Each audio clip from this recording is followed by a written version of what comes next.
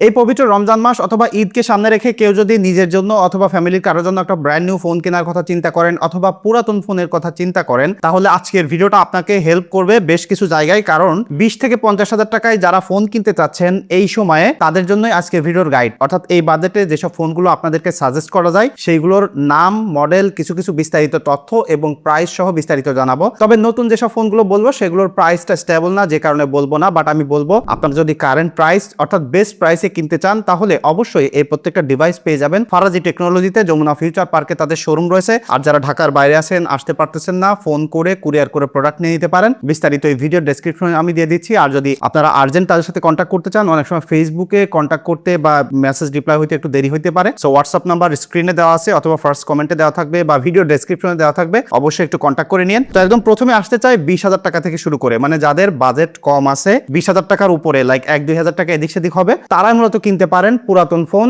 Pixel 7 এ। এটা কিনতে বলার কারণ হলো কি, দেখেন 20,000 টাকায় অনেকেই ফোন কিনতে চান যাদের ফ্ল্যাগশিপ লেভেলের ভিডিওগ্রাফি দরকার, ফটোগ্রাফি দরকার, হয়তোবা নর্মাল ইউজারদের মতো আসলে আপনারা না, কিন্তু তাদের বাজেটটা কম থাকে, তারাই কিন্তু মূলত এই ফোনটা কিনতে পারেন। এটা যে ফটোগ্রাফির এক্সপিরিয়েন্স আছে, ভিডিওগ্রাফির এক্সপিরিয়েন্স আছে, আপনি অ্যাজ এ কন্টেন্ট ক্রিয়েটর হিসেবেও এই ফোনটা ব্যবহার করতে পারেন। মানে আমি বলবো যে 20,000 টাকায় বর্তমান সময়ে পিক্সেল 7 এ একটা বেস্ট ডিভাইস, এটা আপনারা বর্তমানে 21,500 টাকায় কিনতে পারবেন। তবে এই বাজেটে যদি ব্র্যান্ড নিউ ফোন কিনতে চান তাহলে আমি আপনাদেরকে বলবো সামান্য একটু টাকা বাড়িয়ে এই যে Motorola G86 পাওয়ার ফোনটা কিনতে পারেন। এটা আমি কয়েকদিন আগে ইউজ করা শুরু করছি এবং এটার একটা আনবক্সিং ভিডিও করছি। তবে ভেরি সুন এটার একটা রিভিউ নিয়ে আসবো ডিটেইল। তবে এতটুকু বলতে পারি, এখনো পর্যন্ত ব্যবহার করে 20 থেকে 25,000 টাকা বাজেটের মধ্যে আপনি যদি ব্র্যান্ড নিউ ফোন কিনতে চান তাহলে this is the best phone. আপনি সব দিক থেকে কম্পেয়ার করলে, camera, videography, battery, display, performance, সব দিক থেকে। তবে যদি আপনি বাজেট একটু বাড়ান, লাইক 25 থেকে 30,000 টাকা বাজেট, এই বাজেটের মধ্যে ফোন কিনতে চান, তাহলে আপনি ইনস্ট্যান্টলি চুজ করে নিতে পারেন পিক্সেল 7, অ্যারাউন্ড 26,000 টাকায় কিনতে পারবেন, 25,500 থেকে 26,000 টাকা। এইটা পিক্সেল 7a থেকে যে জায়গায় আলাদা করছে সেটা হলো সিনেম্যাটিক মোডের ভিডিও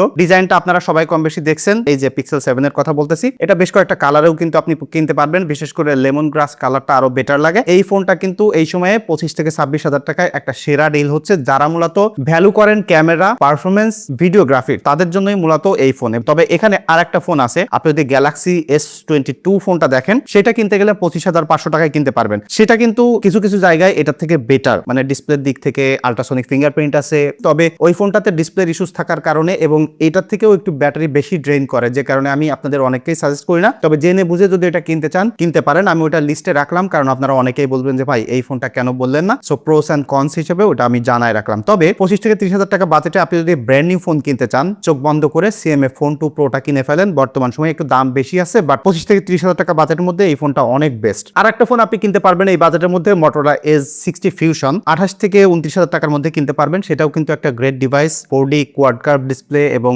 দারুণ ক্যামেরা, দারুণ display, sound quality, battery backup সবকিছু মিলিয়ে অনেক সুন্দর একটা ফোন। তবে যদি 30 থেকে 35,000 টাকা বাজেটের মধ্যে যাই, এইখানে মোটামুটি বেশ কয়েকটা ডিভাইস পাওয়া যায়। তার মধ্যে থেকে আমি নতুন ফোনের মধ্যে সহজেই বলে দিতে চাই, আপনারা Honor 200 কিনতে পারেন। তবে যদি এই বাজেটে আপনি পুরাতন কিনতে চান, মানে আপনার টপ টিয়ার লেভেলের ভিডিওগ্রাফি দরকার, পারফরমেন্স দরকার, তাহলে কিন্তু বেশ কয়েকটা ডিভাইস পাবেন। সবথেকে কম্প্যাক্ট ডিভাইস যেটা পাবেন সেটা হলো পিক্সেল 8। গুগল পিক্সেল 8 বর্তমানে 33,500 টাকার আশেপাশে আপনারা কিনতে পারবেন। তবে এই ডিভাইসটার সাম ইউনিটে আমি দেখছি ডিসপ্লে ইস্যুস আছে, সামান্য একটু জায়গায় কম্প্রোমাইজ করে যদি কিনতে চান, কম্প্যাক্ট ডিভাইস হিসেবে গুগলের ফোন মোটামুটি এটার মতোই সিমিলার ডিজাইন, তাহলে এটা আপনারা কিনতে পারেন। তবে যদি মনে হয় যে ভাই বড় সড়ো ফোন দরকার, একদম ফ্ল্যাগশিপ একটা ফোন দরকার, তাহলে কিন্তু গুগল পিক্সেল 7 প্রো কিনতে পারেন, অ্যারাউন্ড 34,000 টাকায় কিনতে পারবেন। ওই ডিভাইসটা কিন্তু আবার ক্যামেরা, ভিডিওগ্রাফি, ব্যাটারি এবং বড় ডিসপ্লে সবকিছু মিলিয়ে মোটামুটি একটা দারুণ কম্বো আপনাকে অফার করতেছে। তবে যদি মনে হয় যে ভাই সামান্য একটু টাকা আরো বাড়ায় আমি একদম ছোটখাটো compact best in class device নিতে চাই, তাহলে আপনি গ্যালাক্সি S23 ফোনটা নিতে পারেন। এটা কিনতে গেলে অ্যারাউন্ড 35,500 টাকায় কিনতে পারবেন। এই ডিভাইসটার একদম ডিটেইল রিভিউ ভিডিও দেওয়া আছে আমার চ্যানেলে, সেটা আপনারা দেখে নিতে পারেন। তবে এইখানে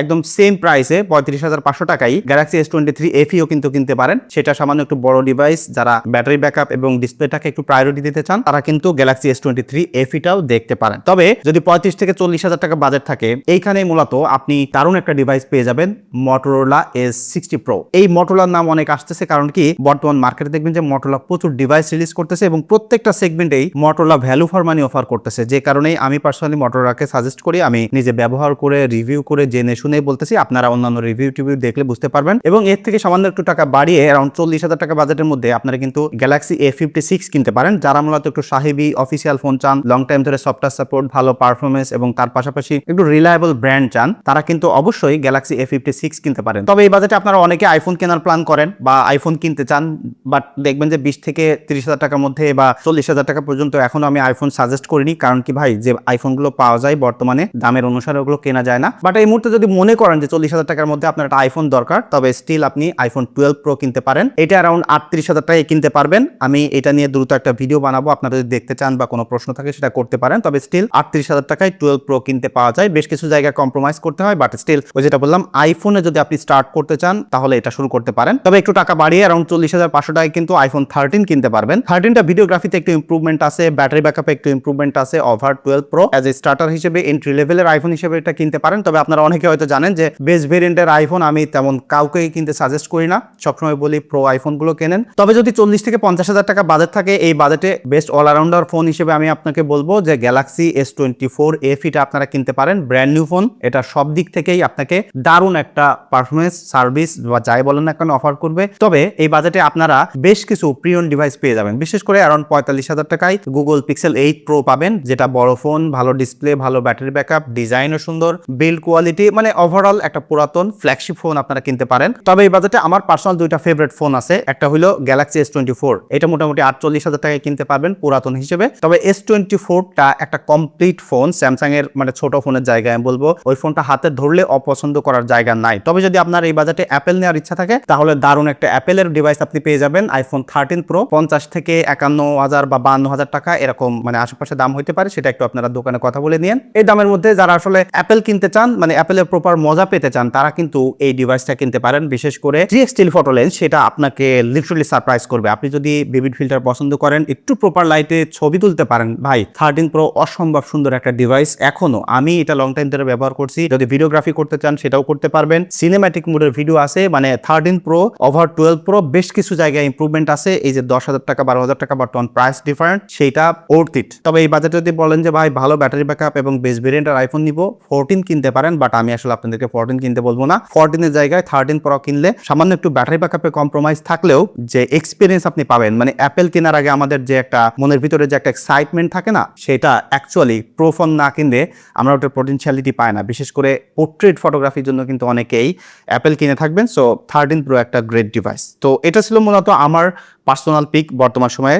এটা কিন্তু সময়ের সাথে সাথে চেঞ্জ হতে পারে, কোনোটার দাম কমে যাইতে পারে। তবে আপনার কাছে যদি মনে হয় যে এই বাজেটের মধ্যে আরো অনেক অনেক বেস্ট ডিভাইস আছে বা আপনি ব্যবহার করেন, সেটা লিস্ট বা মডেল অবশ্যই এই ভিডিওর কমেন্টে বলতে পারেন।